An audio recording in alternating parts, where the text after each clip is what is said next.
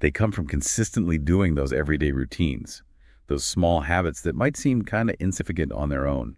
It's funny how we tend to focus on these overnight success stories, right? But the reality is, it's usually years of these consistent daily habits that actually get people to that point, like those behind-the-scenes things that nobody really sees. Yeah, exactly.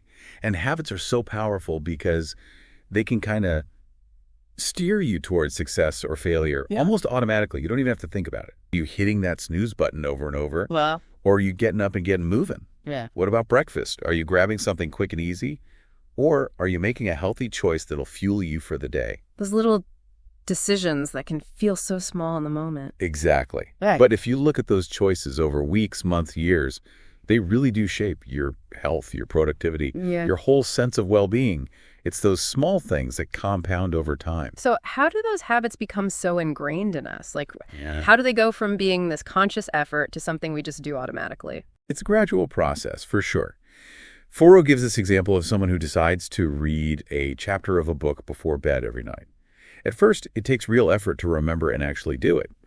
But the more you do it, the more automatic it becomes. Like, it just becomes part of your routine. Same with going to the gym.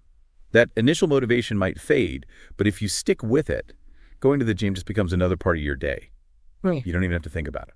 But that whole automatic thing, it can work against us too, right? Those bad habits can sneak in without us even realizing it. Oh, for sure. Think about checking your phone first thing in the morning. It might start as just catching up on the news or whatever, Yeah. but before you know it, it's eaten up a big chunk of your time and your focus is gone. Yeah, and it's not just those little morning habits. Foro talks about how our habits impact all areas of our lives. You know, whether it's work, relationships, If they're studying consistently, aim for being just 1% better each day in different areas of their lives, like reading a little more, exercising a bit longer, making slightly healthier food choices, that kind of thing. The other group is told to just continue with their regular routines. So those daily changes for the first group were super tiny, barely noticeable, really. Right. But the amazing thing is, over time, those tiny improvements really added up. The group that was trying to be 1% better each day, they ended up feeling more energetic, more confident, and way more productive.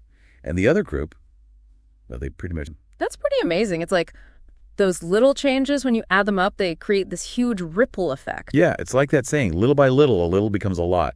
Our brains tend to underestimate that power of compounding, but it's real. It's like those small steps make it easier to get started and stay consistent because they don't feel as overwhelming. So how do we actually apply this to our own lives? What's step one? Foro says the most important thing is self-awareness.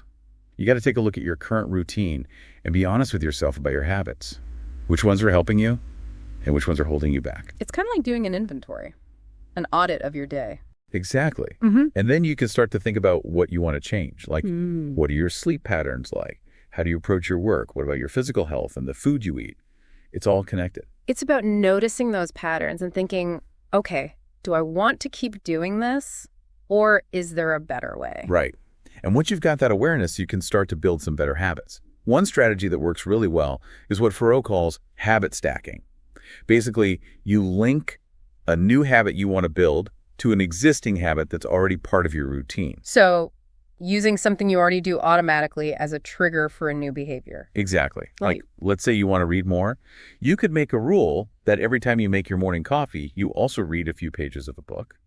Or if you want to exercise in the morning, link it to your alarm clock. As soon as the alarm goes off, boom, you get up and do some stretches or put on your workout. That makes a lot of sense. It's like using those existing routines as a springboard for new habits. Right. And then there's the whole motivation piece. How do you stay motivated, especially when you're first starting out and the new habit doesn't feel automatic yet? Foro talks about the importance of rewards,